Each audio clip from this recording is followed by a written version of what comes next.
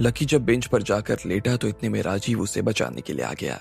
उस वक्त लकी और बाकी लोगों को इस बात का पता चला कि कुमारी राजीव की वो बेटी थी जिसकी मां की मौत बीमारी की वजह से बरना में हो गई। जैसे ही लकी को ये सब याद आया तो उसे अचानक से वो दिन याद आ गए जिस दिन उसकी और कुमारी की उसके घर में लड़ाई हुई थी। लकी को अंदाजा ही नहीं था कि वो उसकी बहन थी। लकी फिर उसे कुमारी की वो बात भी याद करने लगा जो उसने उससे हेलीकॉप्टर में कही थी। उसकी बातों से तो लकी ने यही मतलब निकाला कि कुमारी उससे प्यार करने लगी थी। ऐसे में उसे समझ नहीं आ रहा था कि वो करे तो करे क्या। उसने कुमारी की आंखों में देखा और उसकी आंखों से होता हुआ उसके दिल के पास चला गया। वो इस वक्त काफी शांत महसूस कर रही थी। अब शायद वो समझ गई थी कि शायद जिस लड़के को वो देख रही थी वो उसका भाई था। इधर शिवराज की झिझक बढ़ती ही जा रही थी।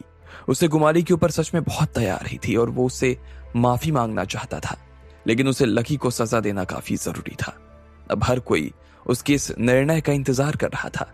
शिवराज ने एक पल के लिए सोचा और कहा, मैंने जो फैसला कर लिया है अब उसे और कोई नहीं बदल सकता। अगर तुम्हें अपना काम पसंद नहीं विष्णु तो मुझे बता दो, मैं किसी और को तुम्हारी जगह पर काम पर लगा दूंगा। इसके अलावा लकी, अगर तुम मेरी बात नहीं सुनना चाहते हो तो तुम अग्रवाल परिवार से बाहर जा सकते हो। ऐसे में मैं तुम्हारी और तुम्हारे माँ बाप की सजा माफ कर दूंगा। अब फैसला तुम्हारे हाथों में है। जैसे ही लकी और उसके परिवार ने उसके दादाजी की ये नई बात सुनी तो वो हैरान हो गए। उन्हें ऐसा लग रहा था जैसे उनके पैरों के नीचे से जमीन खिसक गई। ना सिर्फ उनके बल्कि सभी के पैरों के नीचे से जमीन खिसक गई थी और सभी लोग उस बात को सुनने के बाद में शोर मचा रहे थे। लेकिन ये बात लकी की सजा से भी ज्यादा खतरनाक रूप ले चुकी थी। अगर वो इस वक्त परिवार छोड़कर चला जाता तो उसके लिए उससे भी बड़ी सजा हो जाने वाली थी जो उससे अभी मिल रही थी। अगर लकी इस बार चला जाता तो फिर वो कभी अपने परिवार में लौटकर वापस नहीं आ सकता था। अब अग्रवाल परिवार का लकी से कोई लेना देना नहीं रह जाता और ना ही लकी का अग्रवाल परिवार से। इसके अलावा उसे परिवार का मुखिया बनाने की जो बात आगे चल रही थी वो भी पूरी तरीके से खत्म हो जाती और उसे वो मौका कभी हाथ ही नहीं लग पाता। जैसे ही प्रफुल्ल ने अपने दादाजी के मुंह से ये बात सुनी तो वो काफी खुश हो गया। उसका दिल जैसे अंदर से बाहर आने को हो गया था। वो अपने दिल में जोर जोर से चिल्लाए जा रहा था, छोड़ दे, छोड़ दे। लेकिन जब बाकी लोगों ने ये बात सुनी तो वो अपने दिल में ऐसा नहीं सोच रहे थे। उनमें से ज्यादातर लोग ये नहीं चाहते थे कि लकी अपने परिवार से अलग हो जाए, लेकिन ये उनके हाथ में भी नहीं था कि लकी उनके परिवार में रहने वाला था या नहीं। इसका फैसला लकी को लेना था और अब सबकी आंखें उसके ऊपर टिकी थी। उन्हें ऐसा लग रहा था कि लकी परिवार छोड़ने के बजाय मार खाना पसंद करता, क्योंकि इस तरह से वो परिवार का मुखिया होने की अपनी पोजीशन को बचा सकता था। अगर आदमी एक बार अग्रवाल परिवार का मुखिया हो जाता तो वो अपने आप में किसी बड़े नेता के बराबर हो जाने वाला था। कुछ लोगों को इस वक्त लकी से बड़ा बेवकूफ कोई नजर नहीं आ रहा था। उन्हें ऐसा लग रहा था कि सिर्फ गांव की एक लड़की की वजह से वो शिवराज जैसे आदमी से पंगा ले रहा था। अगर उन्हें कभी ऐसा मौका मिलता तो वो कभी ऐसा फैसला नहीं लेते। वो लड़की को छोड़ परिवार को चुनते। सब लोगों की आंखें बिना झपकते ही बस लकी को देखे जा रही थी। वो भी अपने मन में सोच रहा था कि उसे अब आगे क्या करना चाहिए। फिर वो अपनी जगह से खड़ा हुआ और उसे देखने के लिए लोगों के चेहरे भी ऊपर हो गए। सब लोगों के दिल में ये उत्सुकता थी कि आखिर लकी क्या करने वाला था। लकी अपनी जगह से उठा और 2 कदम आगे आने लगा और उसके बाद वो नीचे घुटने पर बैठ गया। उसने अपने परिवार और रिश्तेदारों के सामने 3 बार ढोंग किया। उसके बाद वो अपनी जगह से खड़ा हुआ और अपनी मम्मी पापा के पास चला गया। आखिर में वो अपने दादाजी के पास आया। उसने दादाजी के पैरों में भी 3 बार ढोक किया। इसके बाद लकी अपनी जगह पर खड़ा हुआ। उसके माथे पर हल्का सा लाल निशान हो गया था। उसने अपने दादाजी को देखा और कहा, दादाजी, मैं लकी उर्फ लक्ष्मण अग्रवाल, अग्रवाल खानदान का सबसे बड़ा बेटा, आज आपसे ये कहना चाहता हूं कि मैं अग्रवाल परिवार को छोड़ रहा हूं। मैं आज के बाद इस परिवार का हिस्सा नहीं रहूंगा। ना परिवार का मुझसे कोई लेना देना होगा, ना ही मेरा परिवार से कोई लेना देना। लकी ने इतना कहा। अब उसके पास में सिर्फ एक ही रास्ता रह गया था और लकी उससे ऊपर चलने का अपना मन बना चुका था। लकी की आवाज कोई तेज नहीं थी, लेकिन फिर भी उसने बहुत से लोगों के दिलों को अंदर तक हिला दिया था। लकी उस परिवार की तीसरी पीढ़ी था और शिवराज जी सब बच्चों में लकी का सबसे ज्यादा सम्मान करते। ऐसे में लकी उनका परिवार छोड़ रहा था। ये अपने आप में कितने बड़े दुख की बात थी। लेकिन ये बात सुनकर कमाल और प्रफुल्ल दोनों बहुत खुश हो गए। कुमारी लकी को देख रही थी और वो जानती थी कि लकी का दिल उस वक्त कड़वाहट से भरा हुआ था, लेकिन अब उससे और कुछ सूझ भी नहीं रहा था। उसके पास और कोई चारा नहीं रह गया।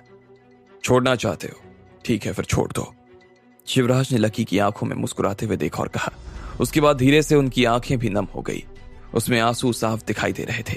उनके माथे की चमड़ी थरथरा रही थी और वो सच में एक बूढ़े बेचारे की तरह नजर आ रहे थे। अब अगर तुमने सच में घर छोड़ ही दिया है तो तुम मेरे घर में भी मत खड़े रहो। जाओ, अपना सामान उठाओ और यहां से निकलो। तुम्हारे मरने के बाद भी कोई मेरे घर से तुम्हें कंधा देने के लिए नहीं जाएगा। निकल जाओ यहां से, निकलो। शिवराज जी को लकी के इस फैसले से सच में बहुत दुख हुआ था। आज अग्रवाल परिवार की आंखों के सामने सबसे पहली बार इस तरह की कोई घटना हुई थी। वहां पर खड़े हर आदमी की आंखें गीली हो गई। चलता हूं दादाजी, लकी ने कहा और अपने दादाजी के पैर छूने लगा। उन्होंने अपने पैर पीछे खींच लिए। लकी के मन में लेकिन इस चीज का कोई गुस्सा नहीं था, ना कोई मलाल। वो फिर अपनी मम्मी पापा के पास आया और उनसे कुछ बात करने लगा। इसके बाद वो अपने दोस्तों और बाकी रिश्तेदारों से बात करते हुए वहां से बाहर आ गया। कुमारी उसके साथ बाहर तक आना चाहती थी, लेकिन उसे विशंभर ने रोक रखा था और इस वजह से वो जा नहीं पाई। क्या नाम है तुम्हारा? इतने में राजीव ने कुमारी के पास आते हुए पूछा। कुमारी। कुमारी ने उदासी भरी आवाज में जवाब दिया। कुमारी, इधर आओ, जरा मैं भी तो देखूं अपनी बेटी को। राजीव को इस वक्त अपने परिवार के नियमों की कोई परवाह नहीं थी। वो उससे मिलना चाहता था जिससे जन्म के बाद वो मिल नहीं पाया था। उसने कभी अपनी बेटी को नहीं देखा। आप हट जाओ यहां से। इतने में कुमारी ने जोर से चिल्लाते हुए कहा। वो राजीव की आंखों में नहीं देख रही थी। भले ही जब वो छोटी थी तब उसकी मां ने उसे उसके पिता का नाम बताया था। उसने यह भी बताया था कि उसका नाम राजीव था, लेकिन वो अपने पिता से बहुत नफरत करती थी, नाराज थी और इसी वजह से उसकी तरफ देखना भी नहीं चाहती थी। उसकी मां की जो हालत हुई थी वो उसके पिता की वजह से हुई थी। मां तुम्हें याद करते करते मर गई। आखिरी तक भी यही बोलती जा रही थी कि एक बार मिल लेती, एक बार मिल लेती राजीव से। अगर तुम मां के साथ ऐसा नहीं करते ना तो वो भी इतनी जल्दी जाने वाली नहीं थी। क्यों मारा तुमने मेरी मां को? तुम एक नंबर के धोखेबाज आदमी हो। मेरे पास भी मत आना तुम। क्या? वो मैं? इससे पहले कि राजीव अपनी बात पूरी कर पाता वो भी खुद गश खाकर नीचे जमीन पर गिर गया। वो अपने घुटनों पर आ गया था और अब उसके शरीर में कोई जान नहीं बाकी रह गई। उसने आंसू भरी आवाज में कहा, मुझे माफ कर देना बेटा। मेरी वजह से मेरी बेटी और मेरी बीवी इतना कुछ झेल रही थी। ये सब मेरी गलती है। लेकिन कुमारी, तुम्हारा असली गुनहगार मैं नहीं हूं, बल्कि ये आदमी है। ये आदमी। राजीव ने कहा और फिर शिवराज की ओर उंगली उठा दी। उसके बाद में वो चिल्लाते हुए बोला, उस वक्त मैं कुछ नहीं कर सकता था। इस आदमी ने मुझे बंद करके रखा था, लेकिन अब मैं कर सकता हूं। मैं बहुत कुछ कर सकता हूं। प्लीज मुझे माफ कर दो बेटा, एक मौका दे दो। तुम्हारा पिता हूं मैं। हट जाओ, तुम सब बड़े लोग ऐसे ही होते हो। कुमारी ने राजीव के चेहरे पर एक जोरदार थप्पड़ मारते हुए कहा और फिर राजीव की तरफ देखने लगी। उसकी आंखों में अपने आप ही आंसू आ गए। वो देख पा रही थी कि राजीव की आंखों में उसके लिए बहुत प्यार था और कुमारी उससे अपने आप को छिपा नहीं पा रही थी।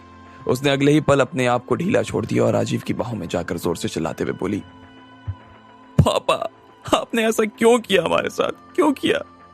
आपको पता भी है हमने वहां पर एक दिन कैसे गुजारा था? याद है आपको?